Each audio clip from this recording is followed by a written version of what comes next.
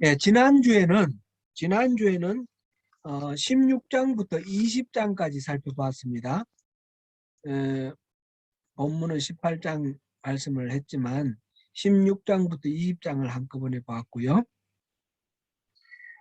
예레미야의 탄식 기도 5개 중에 3, 4, 5를 중심으로 해서 원수들에 대한 저주의 기도들을 보았습니다. 시편에도 감사시, 찬양시보다 탄식시, 저주시가 더 많다, 그런 말씀 우리가 살펴보았고요. 하나님의 말씀을 전하는 예레미야를 핍박하는 원수들을 바라보면서 그렇게 악인의 만행을 허용하시는 하나님에 대한 원망, 그리고 그렇게 고생하고 있는 자신에 대한 탄식, 또 그 원수들에 대한 저주, 이런 것들을 하나님 앞에 올려드리는 그런 저주의 기도를 보았습니다. 이 저주의 기도, 시편에 나오는 저주의 시, 이런 것들을 볼 때 우리의 마음은 불편합니다.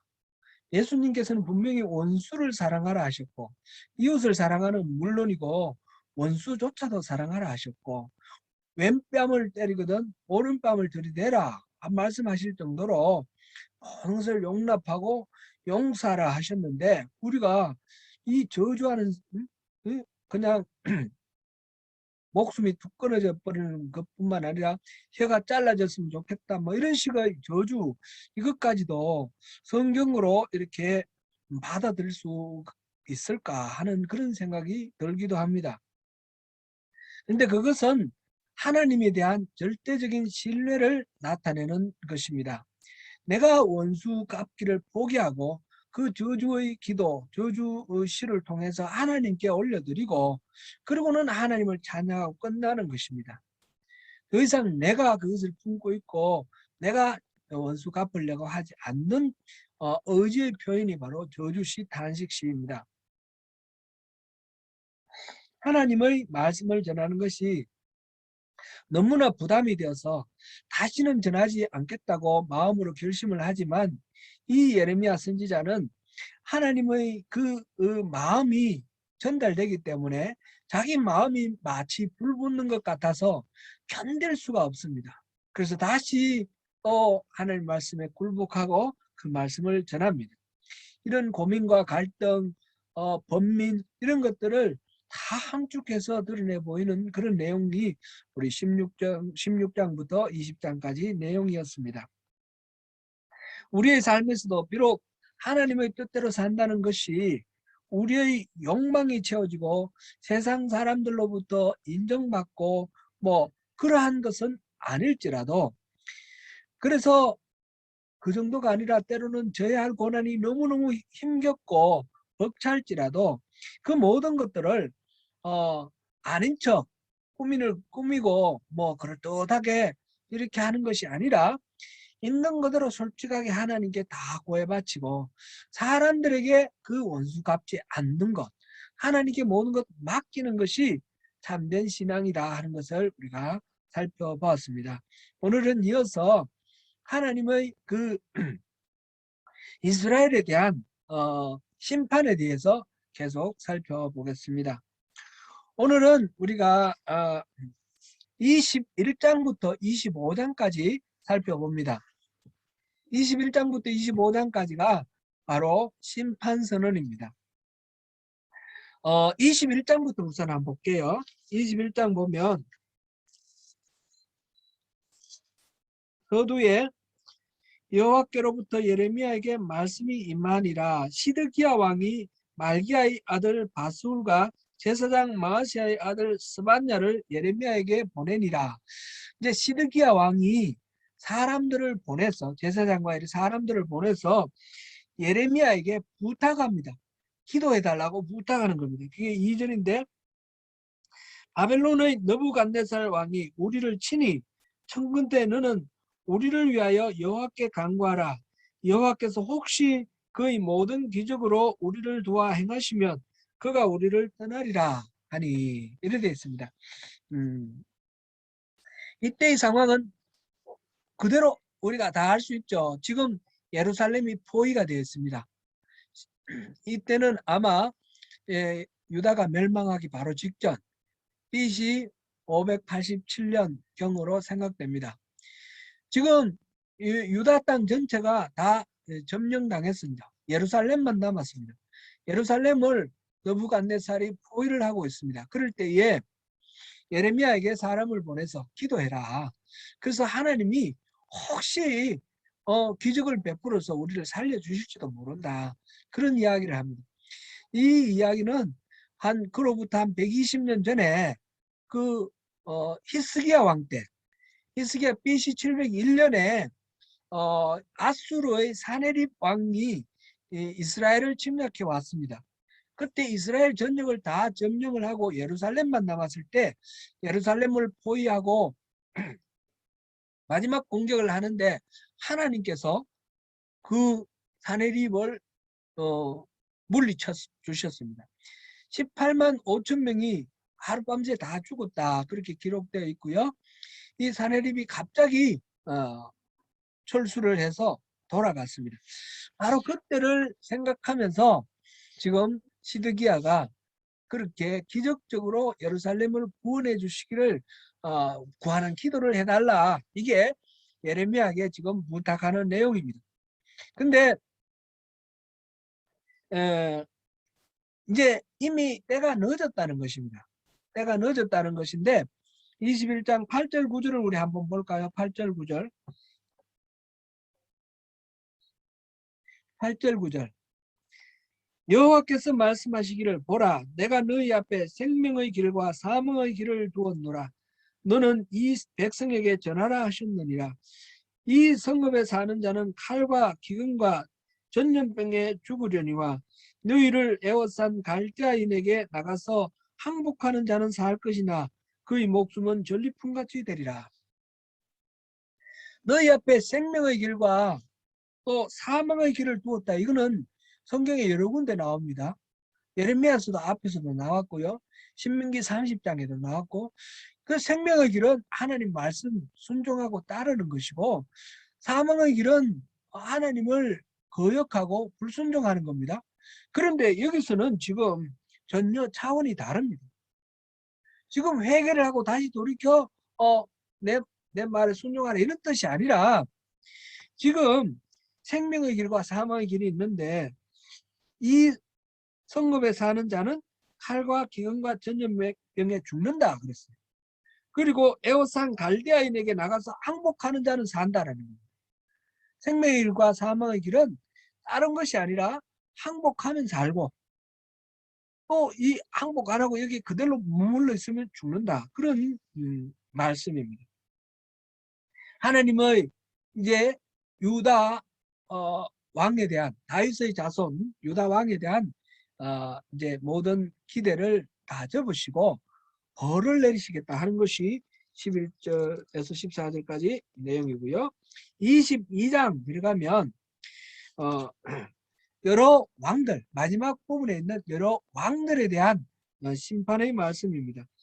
10절부터는 살루움이 나와 있고 13절부터는 요야김이 나와 있고 24절부터는 고니아가 나와 있습니다. 이 이름들은 우리 여러 번 살펴봤지만 다시 한번 정리해 봅니다. 요시야 왕에게는 종교개혁했던 요시야 왕 있죠. 3명의 아들이 있었습니다. 그 3명의 아들 중에 둘째 아들이 살룸입니다. 둘째 아들이 살룸인데 요시야 왕이 그 아수르를 도와서 바벨론과 싸우기 위해서 이집트가 그 올라갈 때 갈그미스 1차 갈그미스 전투라 그랬죠. 이 이집트의 왕 바로 느고를 요시야 왕이 가로막았습니다. 왜냐하면 아수르를 도와주면 안 된다 그런 거죠. 그래서 가로막았다가 요시야 왕이 죽었습니다. 죽고 난 뒤에 이 이집트는 계속해서 전쟁치로 올라갔고 이 유다에서는 요야김의 요시야의 둘째 아들 살룸을 왕으로 세웠습니다. 여호아하스 왕입니다. 근데 이 전쟁에 나갔던 바로 누구가 그 전쟁에서는 이기지도 못하고 지지도 못하고 어영부영 그렇게 해서 돌아갑니다. 돌아갈 때 그때 예루살렘으로 와서 여호아하스 왕, 새로 된 이 여호아하스 왕을 포로로 끌고 이집트로 데리고 갑니다. 그리고 그 자리에 새로운 왕을 세우는데 그게 여호야김입니다. 원래 이름은 엘리야김인데 왕으로 세우고 왕명이 여호야김이 되는 거죠. 살룸은 사람 이름이고 여호아하스는 왕 이름이죠. 뭐 이 우리나라도 뭐 이도라는 이름이 있는데 세종대왕이 되잖아요. 그죠? 이산이라는 이름이 있는데 정조대왕이 되잖아요. 이런 식으로 왕 이름하고 그 사람의 이름이 다른데 살룸이 여호아하스가 되고 엘리야김이 여호야김이 됩니다. 그리고 여호야김이 이렇게 십몇 년을 609년부터 597년이니까 10년 되죠. 10년 동안 왕자리에 있다가 바벨론이 들어와서 그 예루살렘을 포위를 합니다. 그때 백성들이 여호야김을 이거는 이제 정확하지는 않습니다만은 여호야김을 죽였다 이렇게 죽였다고 볼 수도 있고 열왕기에 보면 그냥 죽은 것 같기도 하고 정확하지는 않습니다. 어쨌든 그 포위된 상태에서 여호야김이 죽었고 여호야김의 아들이 고니야입니다. 고니야가 여호야긴이라는 이름으로 왕이 되었습니다. 근데 바벨론이 이 예루살렘을 함락시키고 이 여호야긴을 포로로 잡아갑니다. 여호아하스가 왕이 된 기간이 딱 100일이었거든요. 그 다음에 이 여호야긴도 딱 100일입니다. 100일 동안 왕으로 있다가 여호야긴 왕이 죽고 100일 동안 여호야긴이 있고 그 다음에 바벨론이 세 번째 아들 마따니아를 여호아스의 셋째 아들 마따니아를 왕으로 세웁니다. 그 왕이 시드기야입니다. 시드기야는 고니야의 삼촌이 되는 거죠. 시드기야가 왕이 되어서 11년 동안 왕으로 있다가 이제 죽습니다. 그거를 이제 생각하면서 보시면 되겠습니다. 지금 살룸과 여호야김 고니야에 대해서 하나님이 선포를 하시는데 다 심판을 하겠다. 그런 말씀을 지금 22장에서 쭉 하고 있습니다. 그것은 바로 21장 8, 9절에서 나온 것처럼 항복하라 하는 것이죠. 항복하라 하는 것입니다. 바벨론에 항복하라 하는 것입니다. 23장에 가면 이제 이러한 예레미야의 선포에 반대로 예언하는 수많은 선지자들이 있습니다.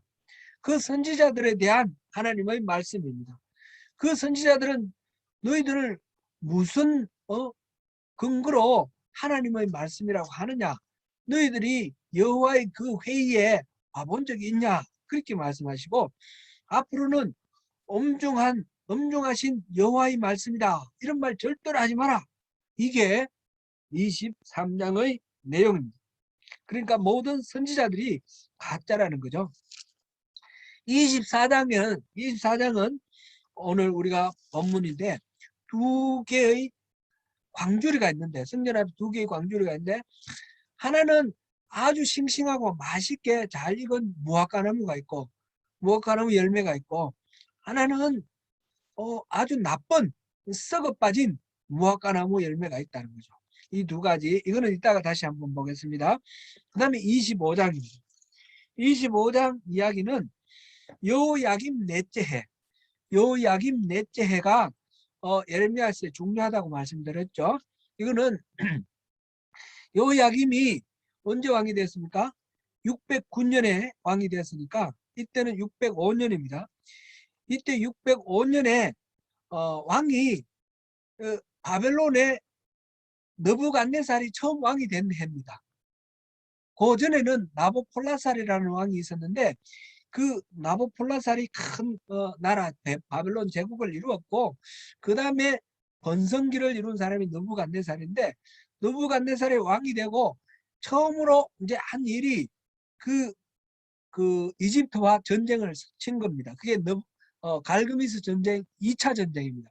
거기서 이집트를 완전히 말하면 이긴 거죠. 박살을 냈습니다. 그리고 그 여세로 이집트까지 내려가는 그 여세로 예루살렘을 와서 예루살렘을 포위하고 함락시킵니다. 그래서 그때 여호야김 넷째 해, 여호야김 넷째 해 BC 605년인데 그때 여호야김 왕과 또 많은 왕족, 그다음에 귀족의 자제들을 볼모로 끌고 갑니다. 한 1000명 정도 볼모로 끌고 가는데 그때 끌려간 사람이 대표적인 사람이 다니엘입니다. 다니엘 BC 605년.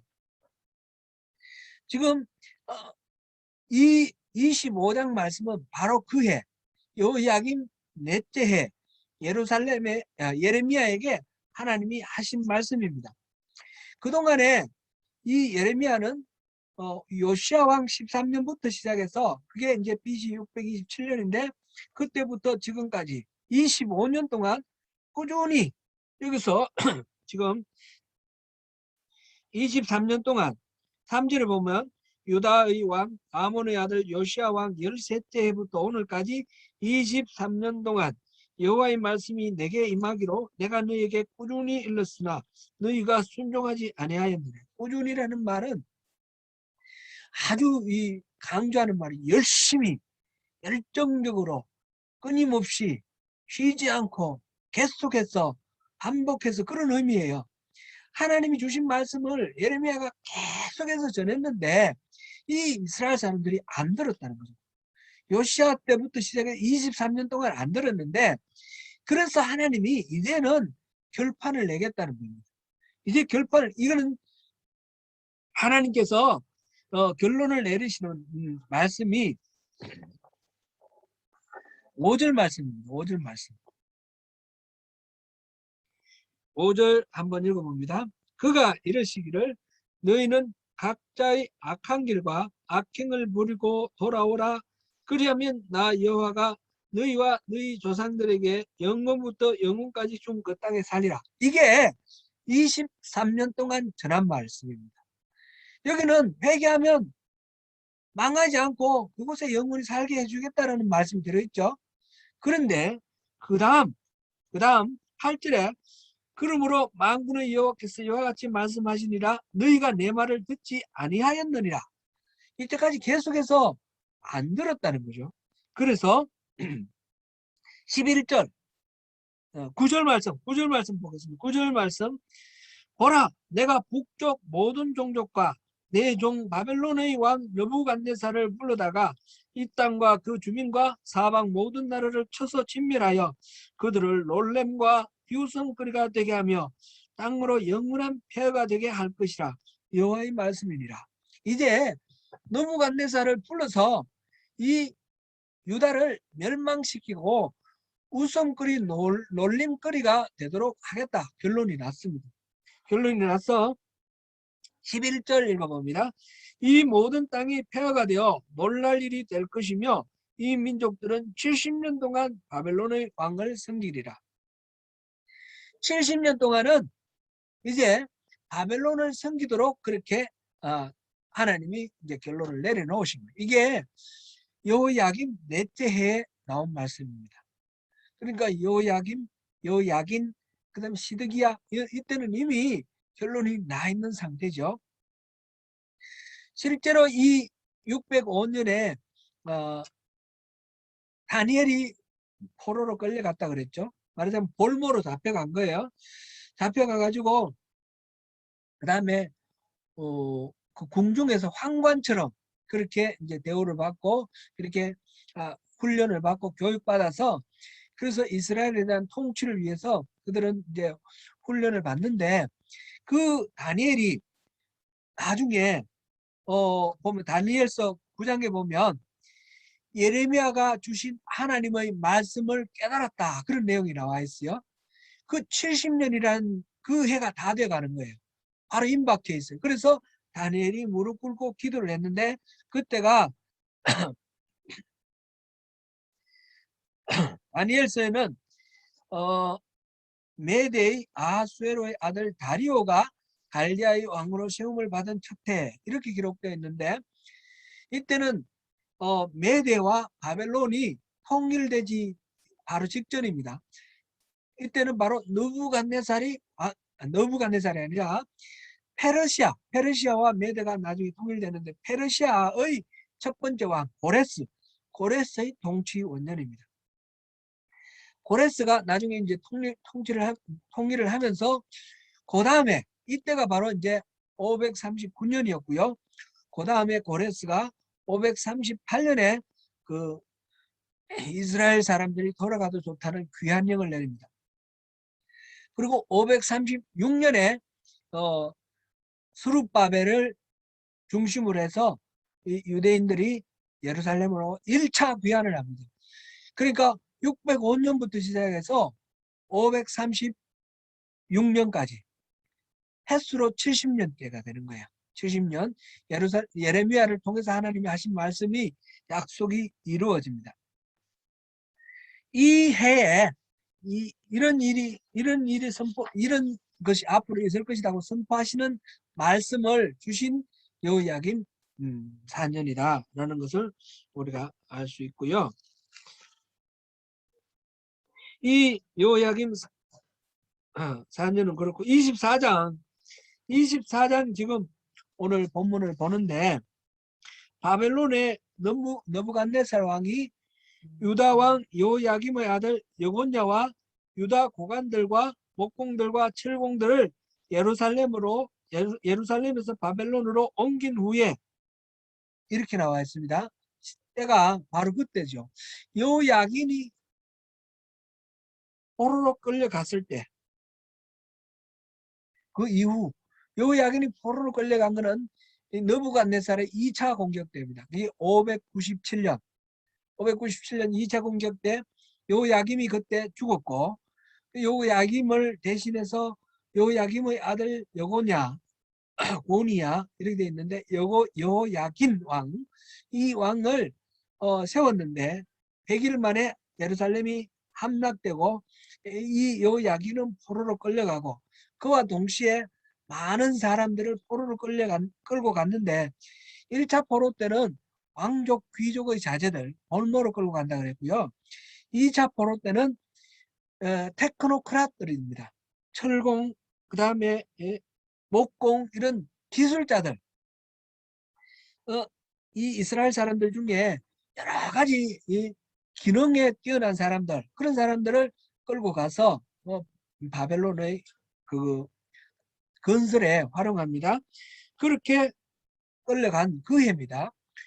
그러고 난 뒤에부터 시작해 망하기 전까지 그런데 아마 597년 이때인 거로 추정이 됩니다. 읽어보면 그때 하나님께서 예레미야에게 2개의 광주리를 보여주십니다.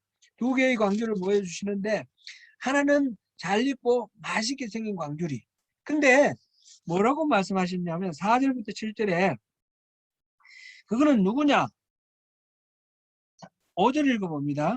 이스라엘의 하나님 여호와께서 이와 같이 말씀하시니라. 내가 이곳에서 옮겨 갈디아인의 땅에 이르게 한 유다 포로를 이 좋은 모압과 같이 잘 돌볼 것이라.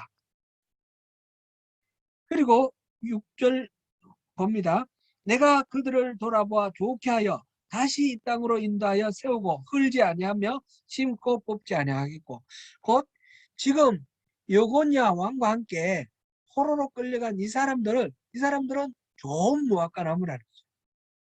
이들은 나중에 다시 이 유다로 돌아와서 나라를 세우고 심고 헐지 않겠다, 뽑지 않겠다 그랬고 세우고 헐지 않겠다 그랬습니다. 이거 1장 10절에는 뭐 이렇게 무너뜨리고 뽑고 헐어버리고 그 다음에 다시 심고 세운다 그러셨는데 지금 이렇게 다시 돌아온 이 사람들 지금 현재는 포로로 끌려간 사람들 이 사람들은 그때 다시 심고 뽑지 않으며 세우고 헐지 않게 그렇게 든든하게 세워주겠다. 바로 그들의 나의 백성이고 내가 그들의 하나님이 되겠다. 이게 지금 7절 말씀입니다. 그 다음 6절부터 10절에는 나쁜 무화과나무는 썩어버린 무화과나무 어떤 사람이냐면 어떤 거를 상징하느냐면 지금 남아있는 예루살렘에 남아있는 시드기야와 이 백성들이라는 거죠. 이들은 썩어 빠진 무화과나무라는 거예요. 지금 우리가 한번 생각해 보십시오. 지금 여곤야와 나머지 사람들은 포로로 끌려갔어요. 자기들의 삶의 터전을 다 잃어버리고 그 바벨론에 가서 그냥 새롭게 터전을 일구고 살 국리를 구해야 되는 상황이고, 여곤야는 감옥에 갇혔어요. 죄수가 돼서.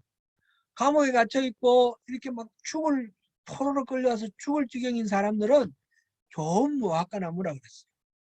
그런데 지금 새롭게 왕이 되었고, 새롭게 이제 뭐 고관, 여러 가지 관직도 얻었고, 이런 사람들, 편안하게 남아있는 사람들은 썩은 무화과나무라는 거죠.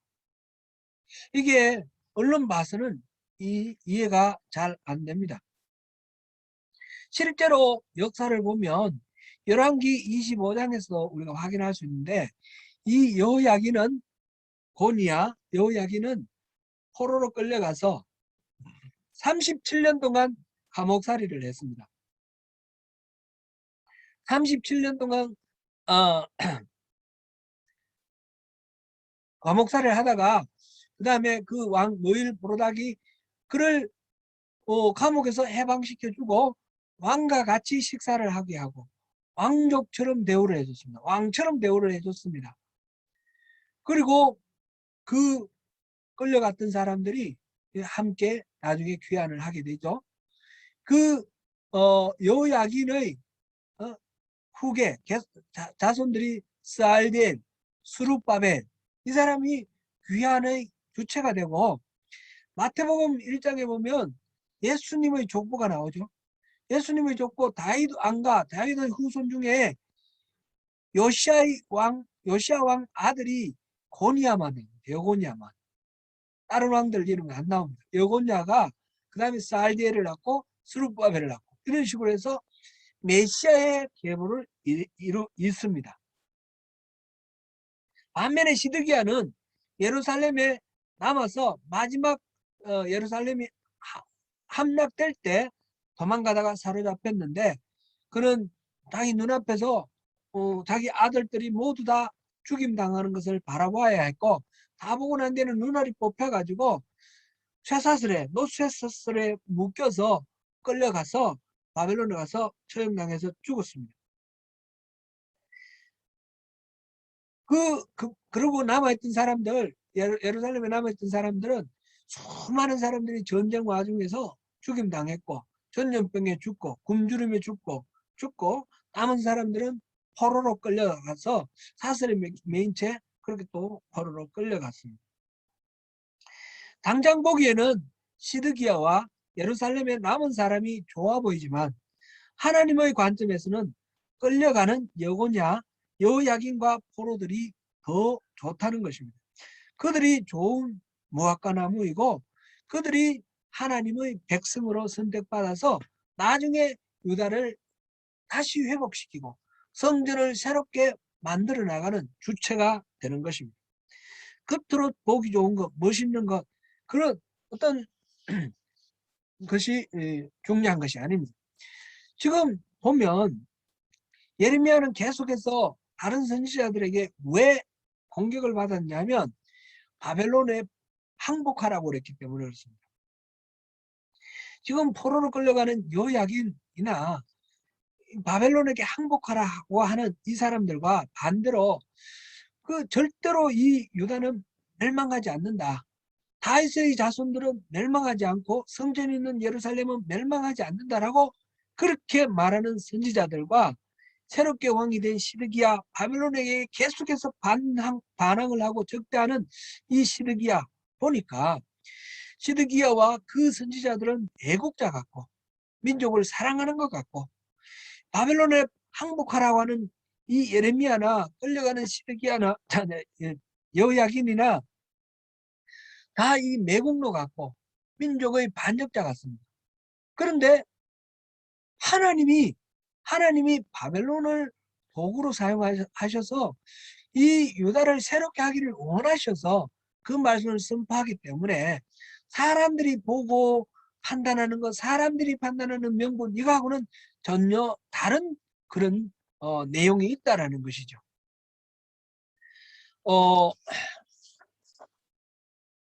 얼마 전에 우리 조국 대한민국에서 남한산성이라는 영화가 만들어졌다고 하는데, 저는 보지는 못했습니다. 뉴스를 통해서 여러 가지 리뷰 이런 거 봤는데 남한산성 그 이야기는 우리 잘 알죠. 우리 병자호란 때 그 여진족이 후금을 세우고 그 다음에 이제 청나라가 되어서 명나라를 멸망시키고 중국을 통일해 가는 그 바로 직전, 청나라 태종 홍타지가 명을 공격하기 위해서 배후에 있는 이 조선을 후환을 없애기 위해서 두 번째 공격해 옵니다. 첫 번째 공격은 1627년 정묘호란, 두 번째 공격이 1636년 병자호란인데, 그 이전에 광해군은 좀 실리 외교를 했어요. 그래서 후금이 강력하게 이제 힘을 길러가고 명나라는 망해가는 것 같으니까 어느 한쪽을 들지 않고 중립적인 외교를 했습니다. 그런데 이 광해군을 몰아낸 인조 반정을 한 이 노론파, 이 사람들은 명분이 임진왜란때 우리나라를 구해준 명나라를 도와야지 왜 오랑캐에게 타협을 하냐. 광해군이 그 전쟁에 나갔을 때, 강홍립 장군 나갔을 때 명나라하고 연합해서 후금하고 싸울 때 강홍립 장군이 나중에 항복을 하거든요. 이런 과정, 항복할 때 우리는 후금과 전쟁할 의사가 없다, 이렇게 말을 해요. 광해군의 의사를.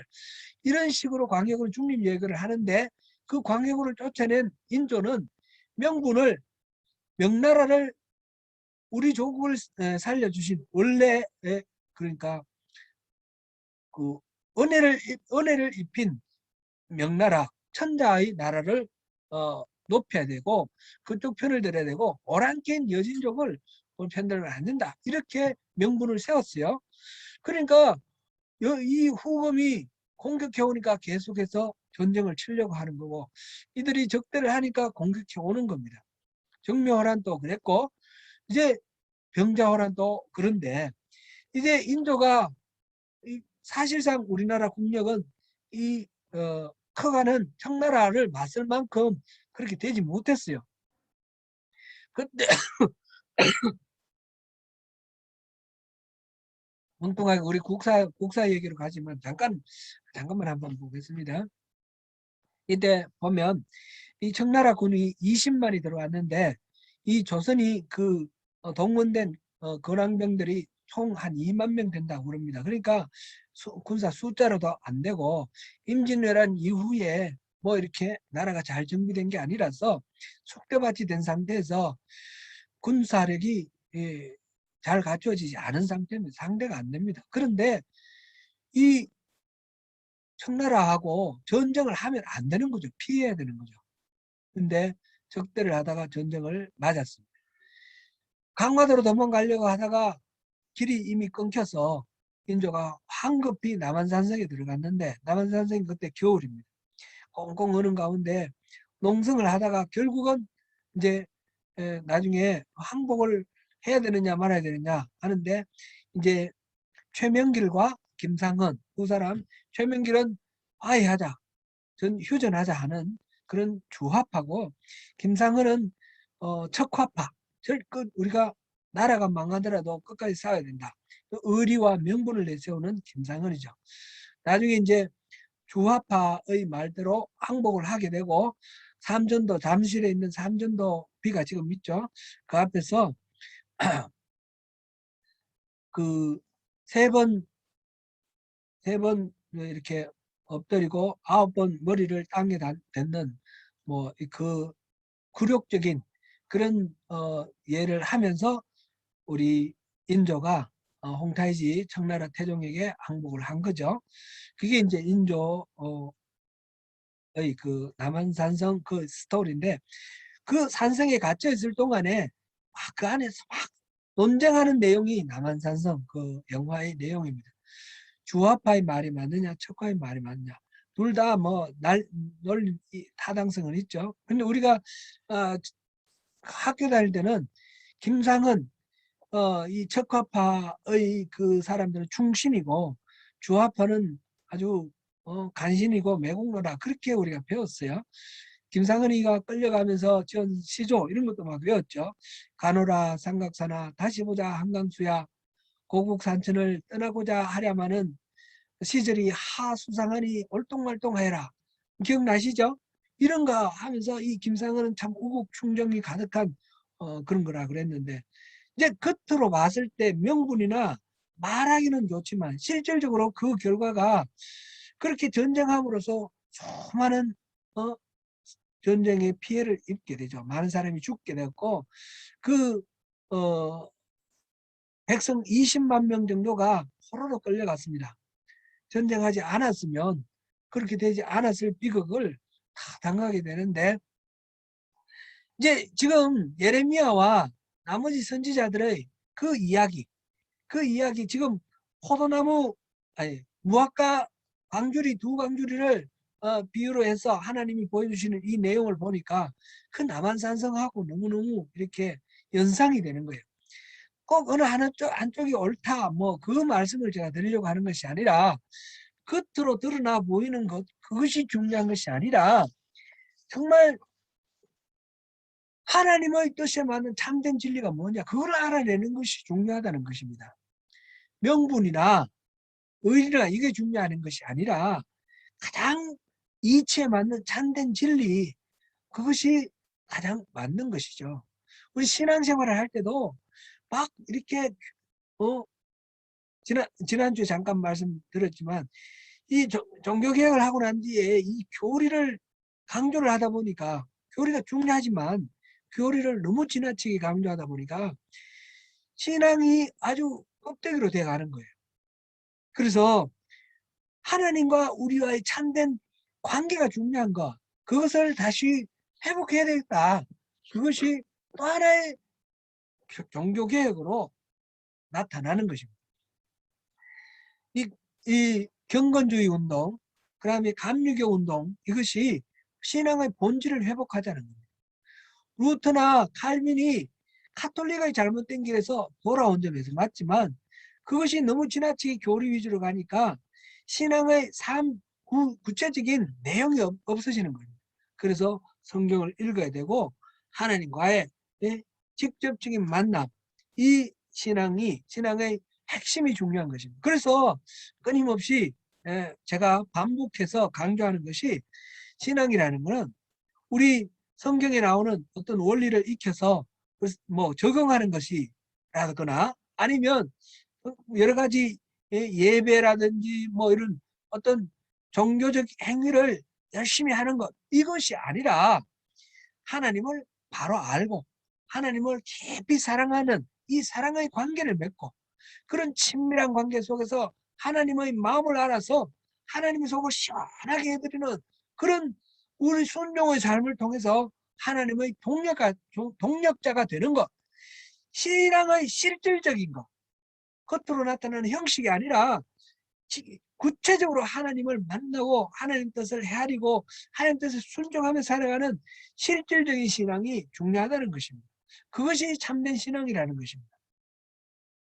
사랑하는 성도 여러분, 좋은 무화과나무 광주리에 당기시기를 소원하시죠. 지금 비록 내 마음이 후련하지 않을 수도 있고, 끊임없이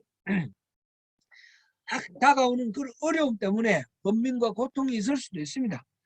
그 가운데서 하나님의 뜻이 어디 있는가, 그거를 우리가 분별해야 됩니다. 우리는 하나님의 자녀가 되었습니다. 하나님은 우리를 자녀로 삼으셨습니다.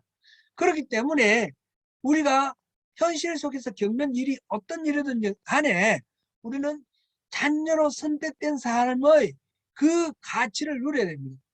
로마서 8장 17절에서 18절 우리 한번 잠깐 찾아보겠습니다. 로마서 8장 17절 18절입니다.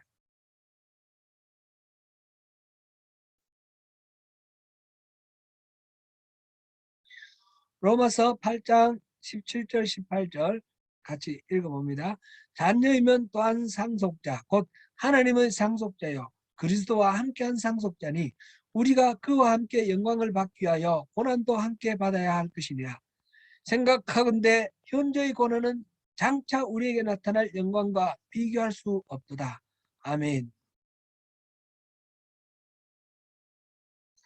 우리가 하나님의 음성을 들어야 하고 영성 훈련을 해야 하는 이유가 다 여기에 있습니다. 우리가 예수 잘 믿어서 등 따스고 배부른 그런 이 땅의 삶을 사는 것이 목적이 아니고 우리가 이 땅에서 부귀영화를 누리고 죽어서 천당 가고 이런 식으로 자기중심적인 구복신앙 그것이 신앙이 아닙니다. 하나님의 뜻을 바로 분별하는 그런 것이 우리의 신앙입니다. 그 과정 속에서 어렵고 힘든 일을 겪을 수도 있습니다. 하나님이 주시면 구하고 또 평화로운 삶을 살 수도 있습니다. 어디까지나 하나님의 마음에 달려있는 것입니다. 우리 중심으로 우리 욕망이 채워지는 것을 추구하는 것은 참된 신앙이 안 됩니다. 사랑하는 성도 여러분, 바로 그 하나님의 은혜 안에서 참된 기쁨과 화평을 누리시는 저와 여러분이 되시기를 축원합니다.